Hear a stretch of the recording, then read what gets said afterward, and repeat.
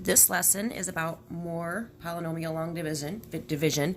This is a shortened version of the lesson from the previous day.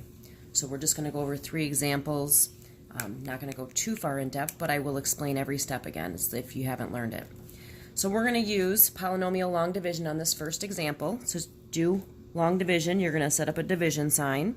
You're going to put the top of the fraction underneath the division sign, and you're going to put what you're dividing by in front of it. Now, to figure out what your quotient is, you are comparing the first terms. You're saying to yourself, what times 4x is going to give you 8x squared, and that would be 2x. So I'm going to put 2x in the top. And it doesn't matter where you put it. You also want to make sure that these exponents are in the right position. You need from highest to lowest, so 2, 1, 0. If there's any exponents missing, we would put a placeholder, which I'll show you in a minute.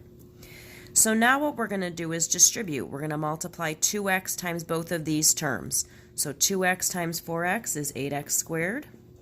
2x times a negative 3 is negative 6x. Now we want to subtract what we just put. So in order to subtract, we need to change the signs of both of the terms. If we do that, we'll notice that the first set of terms cancel out. That's what we want. If they don't cancel out, we need to start over. If we combine straight down, negative 2x plus 6x is 4x. Now what I'm going to do is bring down the minus 3. Now I compare the first terms again. 4x times what gives me 4x? Well, a positive 1, so I'll put plus 1 at the top. Now I'm going to multiply everything by a positive 1. So 1 times 4x is 4x. 1 times a negative 3 is negative 3. We want to subtract what we just wrote, so we're going to change the signs of the terms underneath. So this becomes a minus, this becomes a plus. If you notice, the 4x's cancel out, which is what we always want. Happens to be that this cancels out here, so we have a remainder of 0. So our answer is what we put up here. This is our quotient. So our answer is 2x plus 1. Next example. Before I go on, I want to just explain. Let's pretend that we saw this. I think this is important to bring up. If this is what we wanted to do for division, when we set this up, we need every exponent. So the x plus 5 goes on the outside.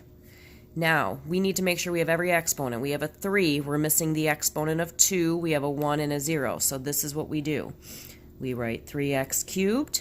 We need an x squared, so we're going to put a placeholder, 0x squared. Then we bring down the rest of the terms. If you do not insert this in, you will not get the correct answer because you will be missing a term. So you always want to have every single exponent. Going back to the example we have here, if we do polynomial long division, I have my division sign. 3x squared plus 7x minus 38 goes underneath the division sign, and I put what I'm dividing on the side. Now to figure out what we are going to have, we compare the first terms. 3x times what gives us 3x squared? That would be 3x, so I put a 3x at the top. Now I'm going to multiply everything by 3x. 3x times x is 3x squared. 3x times a positive 5 is plus 15x. I want to subtract those terms. That means I need to change the signs of both of them. Once I do that, my 3x squares cancel out. If I combine 7 minus 15x, we get a negative 8x. Now I bring down the term that's at the end, minus 38. I always compare the first terms. What times x gives us negative 8x? That would be negative 8, so I put a negative 8 at the top. Now I multiply everything by negative 8. Negative 8 times x is negative 8x. Negative 8 times 5 is negative 40. I want to subtract those terms, so I have to change the signs. Once I do that, my first terms cancel out like we want. Negative 38 plus 40 is a positive 2, so we have a remainder of 2. That's our r.